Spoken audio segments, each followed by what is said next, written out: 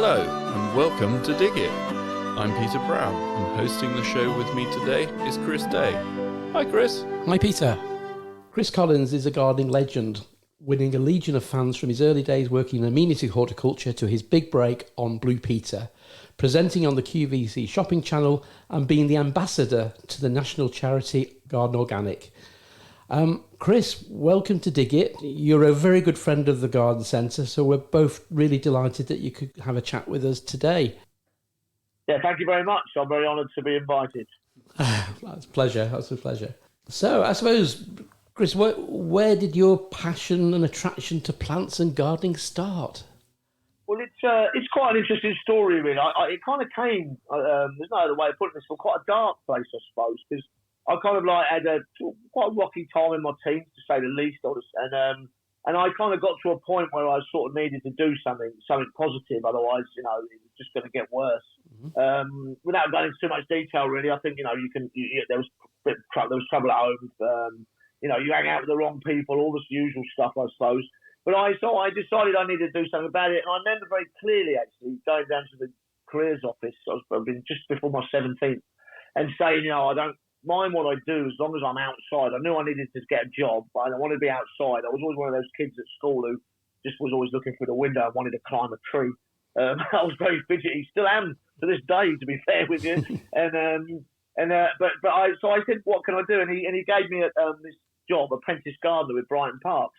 Now I'd actually had quite an interesting growing house plants through my teens, all those years. I'd grown plants in my bedroom, so I'd had an affiliation with them. So I thought, well, that sounds pretty good. I'll be outdoors, and so I put in for this job as an apprentice gardener, Brighton Park, and I got it. And it's interesting because the first 2 weeks I was there, I planted a Cornish elm, Augustifolia, almost Augustifolia, very rare, in Brighton Park Preston Park, on the drive, London Road, as you go through to drive into Brighton. And I kind of knew, I put this tree in. I kind of just knew then that's what I wanted to do, and I've never done anything else since. So it's a kind of really nice story. It was, I went from a place where it wasn't good to this amazing place, which I've luckily been in ever since, to be honest with you. Excellent. And have you seen, is the tree still growing? It's amazing. It's about 35 foot tall now. I planted it as a standard. Yeah. I sat in it and did a piece of camera with the BBC a few years ago. So I climbed it and sat in it. So I won't lie to you, gentlemen, if I've had a few ciders, you might find me cuddling it on a Saturday afternoon. There's nothing wrong with that. And from there, you ended up as a graduate of the Royal Botanic Garden of Edinburgh. How did you get to move up there? Well, that was, I suppose it's fair to say, actually, before I got onto that bit, how much I appreciated my time on the parks, because I was kind of one of the last apprentices before before it was all put out to tendering and it all got shook up. And I did 5 years there, and I worked alongside some of the best gardeners, if not the best gardeners I ever worked with throughout my whole career. So I had a really good grounding for my profession, a hands-on, tool-based background to it. And then I just put in an advert. I saw that, they give out the DHE, it's called Diploma in Horticulture and Botanics. I saw an advert in the Hort Week. Hort Week's been very influential on my career at various points. And I put in for it, and I went up and they interviewed me. I had this quite strong practical background. I had my City and Guilds in the bag by then, and they gave me the place. And it's really, the best way to describe it, I suppose, it's like river to sea. You learn your trade, you learn how to be a gardener, you moved around the departments, and you get to a botanic garden, and suddenly all the science comes in. You look in it much closer.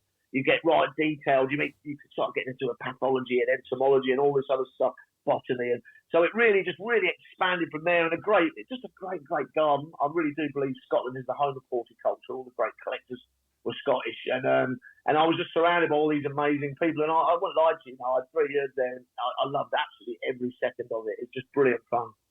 Excellent, good stuff. And I guess when you're in Brighton, then you must have done anything and everything from, they've got some wonderful bedding displays. I expect they were even better back in your day, and like cutting hedges and anything that particularly stands out in your memories from fun times down in Brighton. Yeah, certainly. Well, you were moved every 6 months. So like you say, I'll be at the pavilion.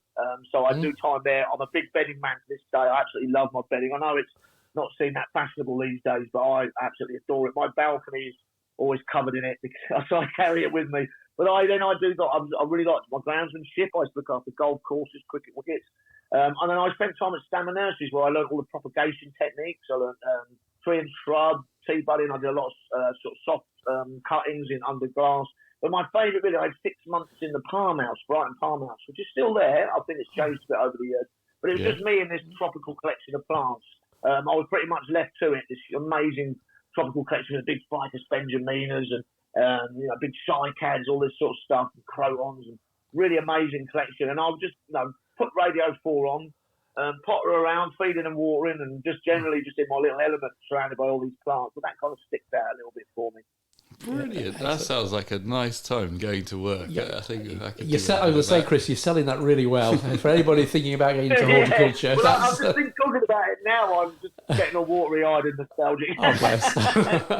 Yeah, because it's just like, it's just such a simple, it's just you and plants, it's just that relationship is so simple but incredibly powerful for your mind and your soul, as well as as well as earning enough money to pay your rent and keep things ticking over. That's very true. No, I mean, your botanic garden years sound great. What happened next, Chris? Where did things take you after leaving the botanic gardens? Well, this is it starts to go really on one now. In 1992, I had to do a dissertation. Obviously, you do as part of your degree, and so I had a friend called Terry Sutherland. He was working out at Africa's oldest botanic garden, the Limbe Botanic Garden, on a project, and I'll try and say this in one go, called the Limbe Botanic Garden and Mount Cameroon Genetic Conservation Program, which was basically renovating this really old botanic garden, which at one time had been affiliated to Kew a long time ago in the past, and then also looking at gazetting 2 areas of prime tropical rainforest on Mount Cameroon. So I kind of went out and did that in 92. I was out there 5 weeks. At the end of my degree, they then offered me an internship. So I went out for about 9 months at the end, and I did a lot of renovations of the garden, but I spent a lot of time in rainforests. Just amazing, mind-blowing, incredible forest. I'll give you a little idea of how crazy that job was. I used to live with 6 baby chimpanzees at one point, and I'd walk around the kitchen in the morning. True. I'd walk around the kitchen in the morning with a baby chimp stuck to my calf while I made breakfast. I shared a room with a little female chimp called Mercy, who farted a lot, I have to say, but I managed to get through all of that. But it's just like, Africa is just unbelievable, and what an experience that was. But the forest there was just out of this world. And obviously working, African people are very warm and friendly, and I got on well with them. So that was the first bit I did. And then I came back to Edinburgh, and I'd been back about 6 weeks, and I was sitting in a pub called the Barony Bar, very nice pub in Broughton, if you're ever up that way. And a mate of mine came in with a copy of the Scotsman. And in it was a little advert saying Gardener wanted in Tokyo. So I sort of put this CV in, and 6 weeks later I was on my way to Japan. And I remember thinking, I'm going to Japan. What do I know about Japan? Oh, absolutely nothing. And I mean, in a way, it was much more culture shocking than Africa, because there's just nothing to cling on to. No language, you can't read much. And I was in a big department store, which is strange enough in itself, selling British horticulture, design, teaching, import, export of British goods. But I was the only, what they call gaijin, the only foreigner in the whole place. It was me and 500 Japanese people. So it was really, the first year particularly was really, really surreal. And were you doing gardening there, or just selling things, or what were you doing in Japan? Yeah. So I got exactly what I thought when they put me in this job. I was like, what am I supposed to do here? It was a brand new development. It was the biggest development for 40 years in Tokyo, by Sapporo, which are a big beer company actually, but also big landowners. And when I got there, the place was brand spanking new. Even the lift, I remember getting into the lift the first day. The lift was in bubble wrap. It still had to take the lift out of the bubble wrap. And I had this big balcony there. And so I thought, well, I've got to invent this job really. So I had this balcony. It was quite a big balcony. So I started doing container gardens, and I made this big garden up. The container gardens proved really popular. The Japanese are incredibly keen on presents, gifts. They're very generous people. So they sold like hotcakes. And pretty soon I was going to the local market, one of the biggest markets in the world, buying up plants, importing things like Witchwood pottery, etc. So it's a very garden centric sort of job, really. So I was importing stuff. I then started I was the first guy to bring in David Austin roses. I brought in 80 of those through the company I was working for. And then we started bringing in, you learn little things along the way. I bought 4 spades, and then 4 years later I still had 4 spades. Not many gardens in Tokyo. And I sold about 8 million trowels. So you kind of you get to know your bits. It was very horticultural, but it was all based around British gardening and their love of our culture of gardening, the Japanese love of our culture of gardening. And it was quite interesting, really, in a way, because we're revered in other parts of the world. We really are, you know. I know that Chelsea puts us out there quite a lot. But it was interesting, just as a tradesman, which is what I thought myself as at that time, still do to a certain degree. It was interesting to see how revered we were and how much business. And to be honest with you, you could have split me into 10 and I would have, and there still wouldn't have been enough time for the amount of trade we were doing. Wow, that sounds like a fantastic opportunity, Chris. And you really made you own that position, didn't you? By the sounds of things, so that makes it even more. You do have some funny moments though, Chris. You just don't know what's going on. And I ran out of toothpaste, and I went to you have this place called Lawson's, these 24-hour Lawson's. So I went down there quite late at night. I was doing long hours, and there was this like Colgate in there, or one of the big toothpaste, and it was like ridiculous, £9 or something. They tariff everything. And underneath was another box with a Tangy, which is the writing on it, and it was about £2.50. So I took it home and I brushed my teeth, and I was later to find out it was foot cream. Wow. This is a true story. I went to, you ever laughed and cried at the same time? That's right, I remember that very clearly. And I went to the shop the next day, and all the Japanese, the Tokyoites are very quite, they're not very expressive. They're quite, hard to read. Mm-hmm. And then especially when they're at work, and I kind of got out this tube and asked them what it was, and they promptly all fell on the floor laughing for 15 minutes. So, you made their day, I think. That's brilliant, isn't it? And obviously you've worked in Africa and in Tokyo. Have you picked up any tips on how to make any of the jobs that we have to do as gardeners easier in your travels? Well, I suppose in a way, I think gardening is gardening wherever you go. So it's not. I think there's two rules I took out of it really. One is go with the flow. Don't expect them to be. They work differently, especially Africa. It goes at a different pace. And so you just got to don't try and resist how things work. The Japanese as well, to their degree, they're very attentive to detail, and sometimes over the top so much. So you at first you want to do things your way, and then you have to relax into how it's done, But the other big thing as well is just look at what's growing around you. I put a lot of stuff in the first year I was in Tokyo, like pelargoniums. I put them in, and there's this beetle. You should just destroy them, absolutely destroy them. So I thought, well, I can't use those. You start to try to look at stuff, and then you start to look at what will grow. For example, like old roses, David Austin old roses, actually no problem in Tokyo at all. So you've got to sort of get to grips with what grows and what doesn't, and work that out, as you do as a gardener anywhere, really. True, yeah, good advice, yeah. So, Chris, after your adventures over in Tokyo, you came back to the UK. What was your next big challenge? Well, I suppose in a way, I spent a little bit of time at Kew, readjusting to our culture was pretty hard work. Mm-hmm. I think I was away 5 years in totally different cultures, and it's like home's a strange one because you can hear all the politics again, and you can hear all the familiarity, and all that, and that takes a little bit of adjustment. And so I think familiarity breeds contempt, probably applies for your first 6 months, just because you haven't had to deal with the stuff you've had to deal with when you're away. When you're in Japan, all of that stuff doesn't matter to you. All you do is you're just focusing on your job. But after a little while, I was readjusted again. I came back with a Japanese girl who's been my wife for the last 25 years as well. So that was kind of thrown into the mix. And then I got a job at Kew. So I was at Kew, and I ran a little bit of the South Arb along with this guy Mark for just about 14 months, I think. And that kind of got me settled down again. I got in amongst the plant collection and really enjoyed that. Planted a lot of trees, which I still visit today. And obviously Kew's, it is what it is. It's an amazing place. But then an opportunity came up to work as head gardener at Westminster Abbey, which I put in for, and then I got. And I can honestly say, hand on heart, out of all the things I've done, that is probably the most surreal of them all for many, many reasons. Well, they say it must be. I mean, what logistically are the gardens at Westminster Abbey? I mean, we're all there's plenty of lawns, but I'm trying to. Can you paint a bit of a picture of the horticulture around the Abbey and inside the Abbey? Yeah, that's right. Because most people, there's a place called College Garden, which is said to be one of the oldest gardens in the country, if not the oldest on record, over 900 years. Which would originally would have been like a monk's garden, a hospice actually, or for people who were ill. They looked after ill people. The original Abbey site actually was an island. The Thames used to actually go round it. It used to be engulfed on an island, and we've obviously buried all that a long time ago since.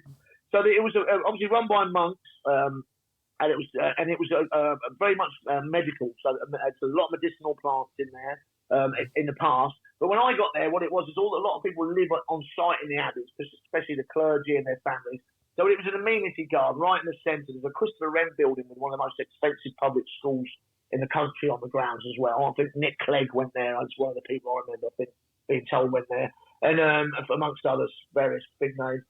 And so that was on the right. And then, so I had quite a lot of ground. There's a lot of lawn there. And I had a lot of lawn skills from my days on the parks. But we had big borders, etc., that I could work with. The main thing I had to do is no one had really composted it or looked after the soil for 20, 25 years. So I got it back up and running with a big composting thing. There's an old greenhouse there that no one had used for 30, 40 years. I renovated all of that. And I just got going on it. It's that, there's other little bits, like little cloisters here and there as well. It's that old, I think, that adage, I think, as a gardener, you don't have paints and canvas. We have plants and gardens. So I very much approach it from that point of view. If I grow stuff, I get the soil good, then I can start to move and weave stuff into the area, and that's how it came. Also, I used to mow the grass in College Garden. The main bit, I used to mow with a little 27-inch mower, a little Honda, and I'd mow it in circles round because it had a roller on it round these two big plane trees that are in there. So it looked like ripples coming out, and I worked out it'd take me 6 hours to mow it, and I'd walk about 13k cutting that grass in the morning. And it kept you fit then. Yeah, it kept me well fit. You had these ripples coming out from these trees, and the tourists would come in and touch it to see if it was real. And yeah, it's once you got going on it, it was an interesting job. And then you just had all the paraphernalia of all the day-to-day events of being in that place going on around you as well. Excellent. And did you meet any famous people? Any archbishops or queens, kings, anyone we might know? Well, pretty much all of them, because it's kind of like the clergy. And the royal. It's like the royal family's personal church, really. That's what it is. You know, that's probably how they'd see it. Certainly how the clergy and the staff would see it. So they used to have parties in the summer. They put up a big marquee. Used to wreck my turf every year. Start again, but that's what gardeners are for, isn't it? Really, damage repair half the time. And but the great and the good all used to come to that. All the politicians, all the clergy, all the royalty. So I got a bit blasé about it, to be honest, gents. You know what I mean? There's Charles again. Although I have to call him King now, don't I? You'd see them regularly, and so you'd see them bowling around. So you just kind of. I think it's about famous people and celebrities and whatever. Once you've seen them, they just become people. I think they only sort of a mystique to them when they're in the paper or on the telly, when they're sort of removed from you. When you sort of meet the person, he's quite short, isn't he? Kind of what happens, you know. That the mystique goes out of it, but obviously quite interesting. Brilliant. And from there, next step, television. Yeah, this again, the Hort Week comes into play here. I was working away quite happy at Western Australia, and the Hort Week had a little advert in it saying BBC looking for presenters. So this is a mad story, really. I sent off a CV. They wrote back to me and said, it's interesting, can we shoot a taster with you? So I did a taster with them. I didn't hear anything again for about 2 months, and then they wanted another portfolio hit, so I did that. And then they offered me a role in presenting a program called The Plantsman. I don't know if you remember it. It was on BBC Two. Mm-hmm. It kind of went in that sort of that Friday night slot. So some people hated it, some people loved it. It was quite controversial and new, but that's what got me started. And so I did that, and I was doing those UK style, and then I literally was doing a program called the Big Toe Radio Show, on Radio 7, where I would do gardening in a studio with kids, so there's no visuals. And I was quite good at it, apparently. And then Blue Peter came in and said they'd like to do a screen test with me. And I went along, and I remember this. I did a tropical terrarium in a fish tank with Connie Huck. And they were so impressed with it, they aired it that day, and the rest is history, really, because that became my main sort of TV gig for, getting on for 10 years. I did that. Wow. Yes. Yeah, I mean, Blue Peter, it's such an iconic BBC children's show. Obviously, I grew up with it and watched that garden grow all the time. So you're in there for doing the job for 10 years, which is a long spell of time, isn't it, Chris, for such a hands-on programme?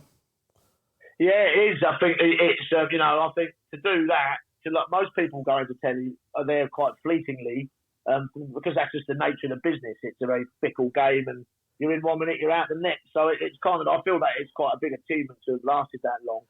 There were some things I loved about it. When you normally do television, Chris, you're pretty much told what to do. They even told me what to wear, doing the Plantsman. And you kind of, you're at somebody else's beck and call. The real skill is with the directors and the producers because they have the sort of mind's eye but when I did Blue Peter used to come to me and say, "What do you want to do?" And so I just, I had editorial input, which means it was just great fun to do, So I'd take gardening sort of techniques and stuff and input them into little projects that were very Blue Peter-like in their approach. So that was just brilliant fun. That was it. And then obviously you'll know I just went on to have this big, and still do to this day, this big career that involves young people in schools and healthy eating and gardening. And so it was kind of like, in a way, it built, the Blue Peter thing feels like my legacy. I think it's the bit where I felt I really put something back for all this amazing stuff, Thinking back at those 10 years, though, don't they often say you should never work with children and animals? And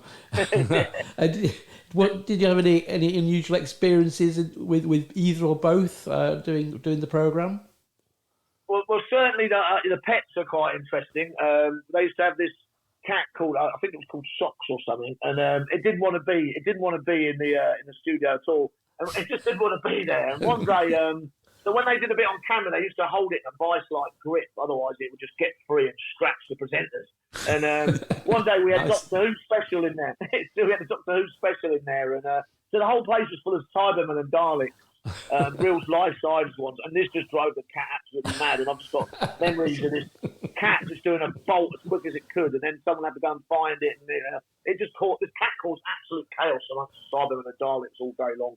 There used to be a dog called Lucy as well, who she was clever, So to get her to sit and shot, they'd throw her like 10 little biscuits, and then you count to 10 and she'd walk out again because she worked out that if she walked out and shot, you'd have to throw another 10 biscuits. And I watched her gradually get fatter and fatter and fatter during the course of like 10 years, where she just sucked out how to extract food from us all. Dogs are always good at that, aren't they? Most definitely, yeah. Oh, they're absolute masters at it. Yeah, she certainly was. Yeah, she certainly was. Chris, when I was growing up, of course, it was Blue Peter. So on Blue Peter, it was Percy Thrower who was the head gardener of the programme, and that was obviously back at BBC Television Centre, the famous Concrete Donuts, I think it used to be called, didn't it? And of course, it was famous for its the donut. Yeah. and of course, famous for its Italian sunken garden. And of course, that garden eventually moved to BBC Media City UK, which is obviously near Salford. That must have involved quite a big move logistically for you and the team. Yeah, it was crazy. I'll tell you a story. That Percy Thrower, bless him, when he built the Italian sunken garden, had 8 staff, and they took 3 months to build it. I knocked it down, numbered it like a giant jigsaw, put it on pallets, moved it to Manchester. At certain points, we had cranes involved and JCBs and stuff to dig up lost time capsules and all sorts of stuff. Mm-hmm. Moved it to Manchester, rebuilt it, made it like a 20-minute telly program. Rebuilt it with 2 guys in 8 days. I did it, and Wow. the 2 guys I did it with never worked for me again. I had them working at night under lights. It was February as well, so it was snowing. It was just a mammoth job. It really was. It was a lie in a dark room for a week afterwards. One of them certainly was. But it saved it, If we hadn't have done it, it would have just... Because I went back there recently to TV Centre, and it's all open now. You can walk around in it. There's still a studio there, but there's lots of residential... And it's gone. There's no more garden. It's been built on. There's a big block on it now. Without that effort, it would have been lost forever. So I'm kind of glad, even though it nearly killed us, I'm quite glad we did it. I think you did a great job there, because it was obviously such an important part of that programme. I remember watching it, and obviously all the advice that good old Percy Thrower used to give was always centred around that Italian sunken garden, wasn't it? It was always the main base for his chats to camera. Exactly. It's historic, isn't it? It really is. Mm-hmm. I grew up watching it. Obviously nowadays things have changed because kids are on digital platforms and stuff. But for us older ones, we all know Blue Peter. We all know that garden. And to be honest with you, even I haven't done it since 2015, I think, or 14. I stopped. I still get called the Blue Peter Garden. It will be on my gravestone, gents. I tell you, Blue Peter. I will never escape it. That's it. And obviously now you spend a lot of time visiting schools and talking with thousands of children. What one thing do you think connects children with gardening and planting, and what makes it tick for children? Well, I think it's interesting because I literally have done thousands of schools. I remember one month, I think in 2012 or so, I did 230 schools in 1 year. In 1 year, I was that busy with it. Yeah, and this was all when what was happening was the school food plan and stuff like that, where we were, the original starters worry about child's physiques and their exercise and what they're eating and stuff. So I got a lot of what's called corporate responsibility cash, where they would fund me to go and talk about seed to plate. So definitely growing things that you can eat. They like an outcome. I think it's important to say that in all the time I did this, I never had one child say to me, "This is rubbish, I'm not doing it." And I think basically gardening, we're all farmers and gardeners for thousands of years. I think it's genetic. I think there's a natural light that goes on when you touch the soil and when you work with plants. I think it's inside us. It's in our DNA. It's particularly easy to see in kids because they're not covered up by layers of cynicism as we do when we get older. The light goes on much, much quicker. It's true, isn't it? And that light goes on much, much quicker.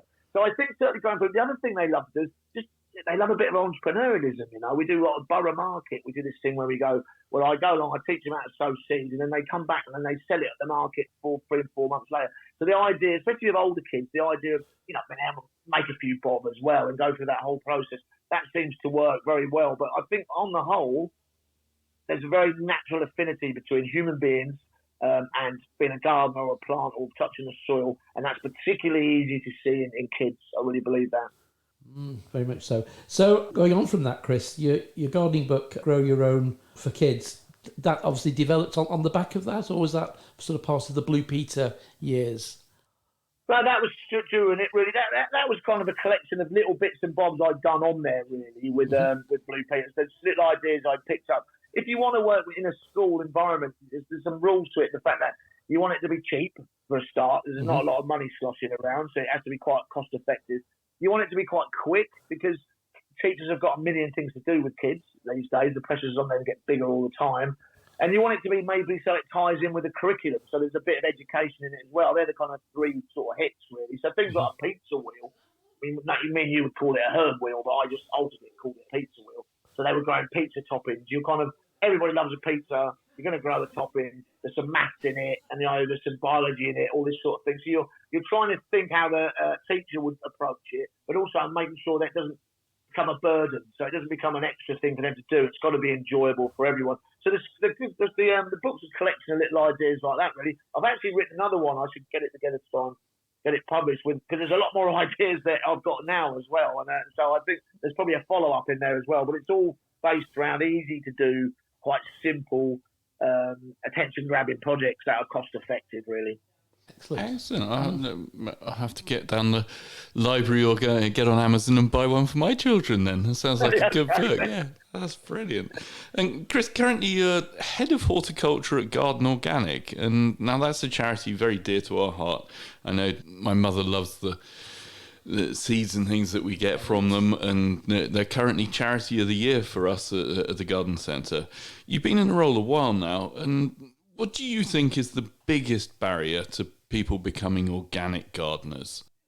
Well, I think there's a lot of myth in it. I think it's seen as, I think in the past it's been kind of seen as a bit elitist, a bit sort of something, a little bit hippie-ish maybe, a little bit something that's a little bit removed from normal horticulture, normal gardening, which is interesting really because it's not at all. 90% of it is pretty much the same. There's just some bits of it that change. A lot of the stuff I practice on my allotment as an organic gardener on my balcony, I was practicing that anyway before. I've just made some alterations that I would say classify me as organic. Well, actually saying that, I think being organic is an aspiration. I think you can go, a little bit into it, or you can go a long way into it. If you were going to be really strict, it's driving a car organic, it's using a machine organic. I think it's a very hard thing to quantify. And I think that in a way paints it as a bit of a mystery. And I think that's why maybe it's been difficult. What's interesting, though, is that times have changed immensely. And if you look at all the promotion happening in horticulture, biodiversity, sustainability, all these sort of words that have come into play and influence. Well, Lawrence Hills, who set up Garden Organic, he was talking about this stuff 40, 50 years ago. The guy was a visionary in a way. So I kind of think, in a way, the messages that Garden Organic have been saying all this time have been vindicated. I think in a way that they, what we've promoted for a long time is now being promoted by the industry more generally. And obviously that'll always be up for discussion in its own way. But I think that idea of natural gardening, I like the word natural gardening, working alongside nature, like trying to have some sort of balance. I love potage gardening. My allotment is very mixed with flower and fruit and veg and herbs. It's all kind of thrown in together. I find that very effective. I think also the big rule with it, as well as I like organic gardening because a lot of it's about observation, as most gardening is. But I feel closer to the subject. I need to keep quite an eye on it to see what's happening. So it's brought me closer to my horticulture in a way. And I think that's basically what Garden Organic are trying to do: make it localized, make it natural, and then just enjoy it. Just go out and enjoy it. Don't think you're in a battle. Just try and work alongside it all, if that makes sense. Definitely. And me being the really diligent gardener that I am, I like organic gardening because it's less work. It's your bugs and weeds just grow quite happily in the allotment. I know I get laughed at by others. It brings in a looseness, although my local park seems to be taking it a bit too seriously. I think sometimes it just goes a bit too far, and you go, well, it's you can palm a lot of things off as biodiverse, and there's still horticulture involved, but it is. You're right, it's a lot freer. It's a less, When I started gardening, everything was so precise. We edged everything. Any weeds were automatically extinguished. Everything was neat and tidy. But to be honest with you, we had a lot more gardeners then, a lot more skilled gardeners. I think when I first started engaging in more natural gardening was at Kew when I was at Edinburgh. I used to come down to Kew quite a lot. They started in the long grass areas, starting to think about it being more natural, encouraging more wildlife in. And it's just run from there, really, hasn't it? It really has. And I think that Garden Organic have played a role in that. I definitely think that. Yeah, and I think, like you say, once people start sort of getting into the idea of naturalising areas and realising, for us here at the Garden Centre, I've really noticed it over the last, I'm say 5 years. We've been keeping bees here, and we no longer plough the field more than once a year, and where the holding beds for the mail order sort of area were always like mown and ploughed, and there was never anything allowed to grow in it. And over the last, I'd say 5-6 years, we've just been leaving it all from the spring through to the autumn, plough it all up in the autumn. And this year, I was looking at we've got borage, we've got poppies, we've got just loads of wildlife and thistles and plants that have just naturalised. I mean, it's obviously taken a good few years to get there, but it's so beautiful now compared to just a brown old ploughed field. And what it was before. Yeah, I think nature just will. The amazing thing about nature is it'll move in if you give it the opportunity. It will just find its way in, and I think that's quite incredible. And I think it's probably important to say is that doesn't mean to say we just have to let everything go. There's room for a long grass area on your lawn and a short grass area where you want to maybe kick a football or sit and have something to eat. It doesn't have to be one or the other. The two worlds can blend together quite nicely. It's not. I've never seen it as an us and them thing. I just think that we need to be thinking a lot more about biodiversity, about our nature. We've taken a lot from it. Let's give it a little bit of space to breathe, and it rewards us exactly as you just described it. It's bountiful in its return, and I think that can only be a good thing. Most definitely, yeah, and it's a positive thing which we're all enjoying now. Chris, you've sort of partly described your garden. You're a balcony gardener, is that correct? Yes, it's my pride and joy in my balcony. Obviously, I did a lot of balconies in Tokyo. That's where my first interest came in. I find it interesting now we've got balcony gardens with the Chelsea Flower Show. So, it's obviously a thing that's moved into the conscious. Half of London doesn't have a garden because we all live in flats. So a lot of young people move in will probably not have a garden. An average size of a new build house, a garden's only going to be 4x4. So this, the days of buying a house with a big 40-foot garden are pretty much over in a lot of ways. So I found it really interesting in Tokyo how you can create a garden in small spaces, and if you're thinking of it as a cube rather than a flat space. So in Tokyo, I would get 2 square meters, and I put in an arch, hanging baskets on the walls, hanging baskets on the railings.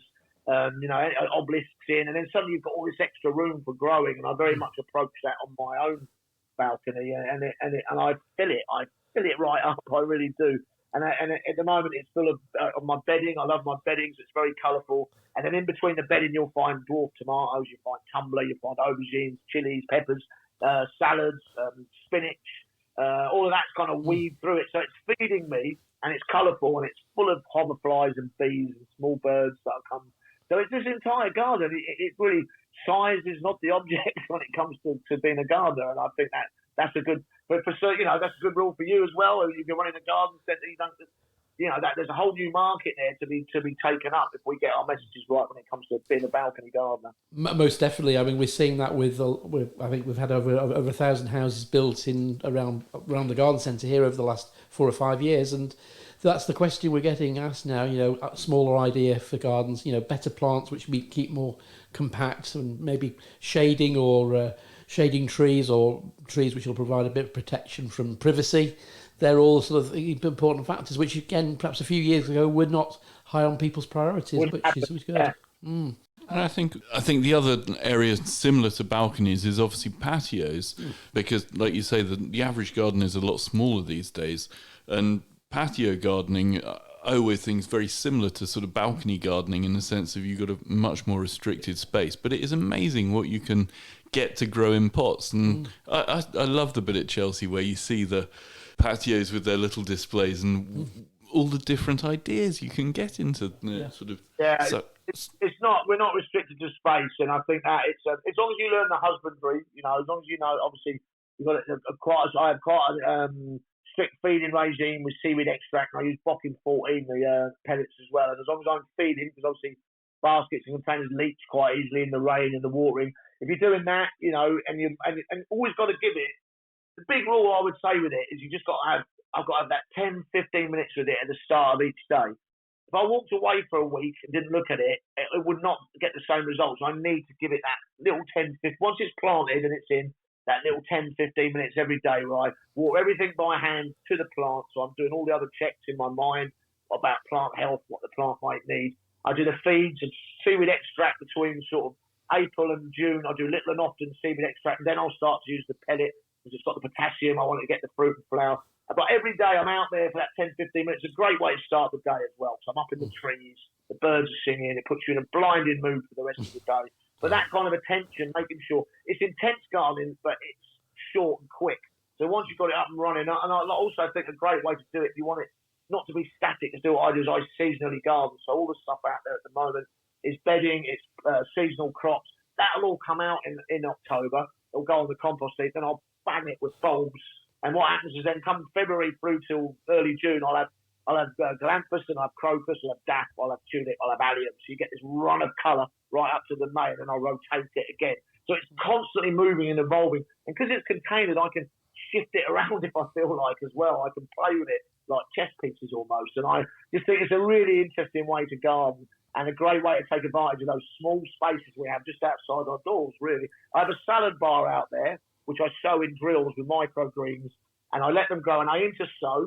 So I do 20 centimetres apart, like a row of spinach, a row of rocket, a row of salad, and I intersow, so I've got constant supply. So I've got fresh organic salad right out my back door, 8, 9 months of the year, straight into my sandwich, straight into my salad bowl. Perfect. It's just a really simple way to get food, yeah. Chris, you've solved that. That's a really good way of getting productivity from a small space, isn't it? And it's achievable for everyone. You don't need grandiose gardens. You just need the space, the inclination, and a little bit of know-how. But, that comes with experience, doesn't it? Which is good. Yeah, Chris, you learn that along the way, Chris, don't you? We all know that. I always say to people, wisdom is born from error. So of course. If you make a mistake, you wise up, don't you? And I think it's just from the point of view of how it makes you feel inside your mind, inside your spirit. It's worth doing it from that angle alone, and I couldn't encourage people enough, because it just, like I said earlier, it just puts you in a decent frame of mind for the day, and that can only be a good thing for not only yourself but everybody else out there. That's as well. very true. Yeah, Chris, obviously you're saying you spend sort of 10, 15 minutes every morning going out and doing some care to your balcony garden. I guess with your sort of busy lifestyle, you're away a fair bit. What do you do with regards to watering and keeping your containers sort of moist and wet whilst you're not there? Well, I have 2 tricks. The main one is I've taught my wife well. There you go. Having an assistant is always a great help, isn't it? Exactly. I could not. There's no way I could lie my way around that. No, but she loves popping around out there as well. If we're both away, then I do like to. I use these plastic bottles with these spouts on that you just release the water very slowly. Oh, I know. Yeah. I'll have an array of those. I did just go to Glastonbury this year, and this is the resilience of hanging baskets. When I got back, it was really hot while I was there. When I got back after 4 days, everything was just curled up, bone dry. And I was shocked, and I watered it all really heavily, and it all sprang back to life. So the moral of that story is don't go away for more than 4 days. Very good. That's brilliant. Chris, is there anything else you'd still like to do in the world of gardening? Well, it's interesting because I'm kind of coming in to my last decade, I suppose, in a way, which is interesting. I feel like maybe I've got one big job left in me. Actually, it's interesting. I got offered a job in South Korea last year, up in the mountains, and I was very tempted to take that as they're building a garden up there. But unfortunately, for 6 months of the year, it's -20, and I don't think my old bones would have took that, to be honest with you. I think I would have been, I think that would have crippled me. So I had to turn that down. But maybe there's one of those still out there somewhere, where that might fall. So I've always got one eye open, Chris. I've always got one eye open, and if something came along that I think, well, that would be a nice way to have for my finale, then that's what I do. I'm not in a rush. It's not something I wake up thinking about, but I've always got one eye open. Excellent. Good. Chris, we do like to ask you about being shipwrecked on a desert island. So which plant or tool would you wish that you had, you could plant or enjoy on your virtual island? Well, that's a tricky question because so many things spring to mind. Not so much the tool. I have a pair of Sacateers, Felco 8. Sorry, I'm going to give them shamelessly plug the Felco there.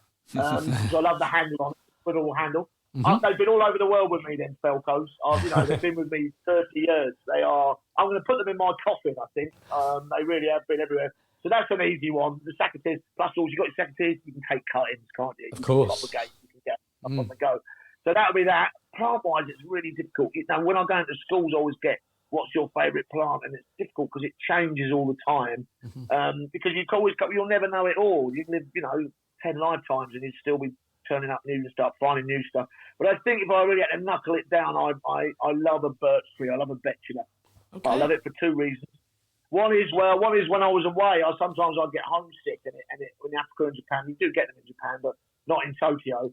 And although many of them, but when I come back home, you'd see big banks of them. You get, especially in the winter, as you come back in the winter, you get a lovely purple tinge to them, the white stems. But so it reminds me of home, basically. It reminds me of comfort. And the other thing is, it just looks so relaxed. It never looks. A birch tree is the definition of not being stressed, as far as I'm concerned. Yes. There's lovely weeping habit. Doesn't seem to have a care in the world. You know what I mean? It's the rest of the plant world. I think it doesn't seem to be. You know what I mean? It just seems to be kind of totally chilled out. And I think that probably, if I was stressing, because I'm a very sociable man, if I was on a desert island and I was stressing, I'd look at a birch, and I think that would take the edge off.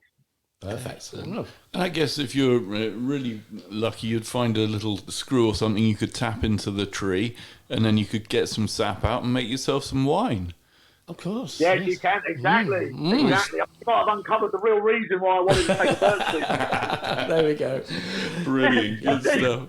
But we used to do a lot of tree work in my younger years, and if you go up a tree in a birch in the spring, it pours like a tap when the sap rises, and it does actually make a really nice drink. You cut a little bough off, you can fill a cup of it up and have a drink. It's like sweet water. So you can, it can get you thirst, and if you can ferment it, even better. That's me obviously lying on a beach drunk with my birch wine and my Sacateers. That's pretty good to me.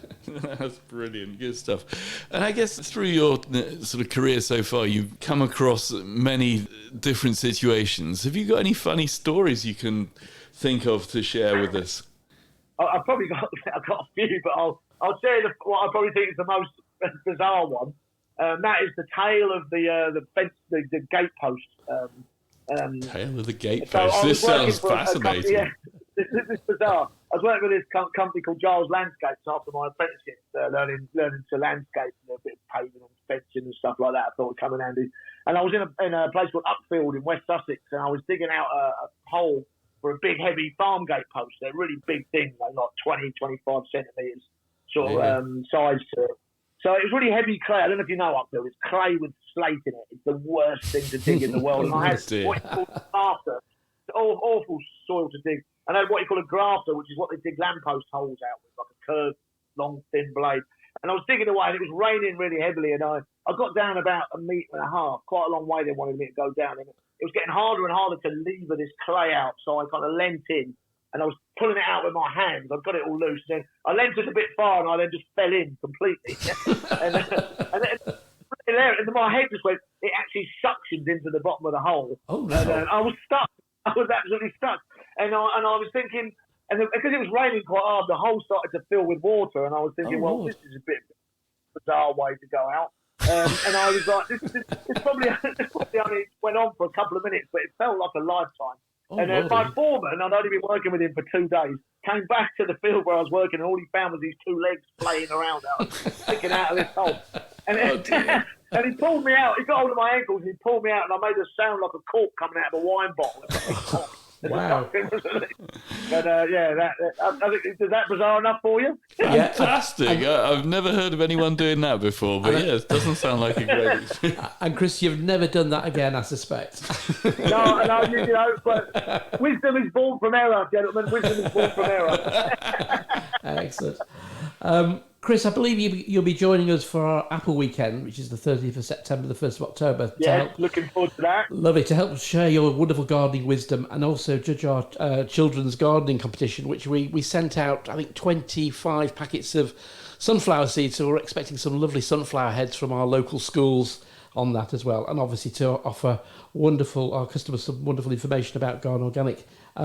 We really look forward to seeing you then, Chris. And me too. I love coming to the garden centre. I love the garden centre itself. It's such a plantsman's garden centre, isn't it? I always enjoy looking around. You can tell that some real plant lovers are running it, because you're just finding stuff all the time. And the rose bed, I love all the sort of the whips as well, and the hedging, and I just love the garden centre. I really do, and I look forward immensely to coming along in September. Fantastic. Well, we're looking forward to having you. Yeah. And thank you so much for today's podcast, Chris. It's been great talking to you again. Yeah. No, you're more than welcome. Thanks for inviting me. Thanks, then. Cheers. Today's show was brought to you by Buckingham Garden Centre and Nurseries. The show was hosted by Chris Day and Peter Brown. The show was produced by Peter Brown. And our thanks to Chiltern Music Therapy for providing the music. Thanks for listening. At Chiltern Music Therapy, we want everyone to know the difference that music can make in their lives. From parents and their premature babies in hospital to grandparents with dementia. We provide music therapy and community music services to people of all ages and needs across England. We work both digitally and in person in people's homes, care homes, schools, hospitals and hospices. Find out more at chilternmusictherapy.co.uk.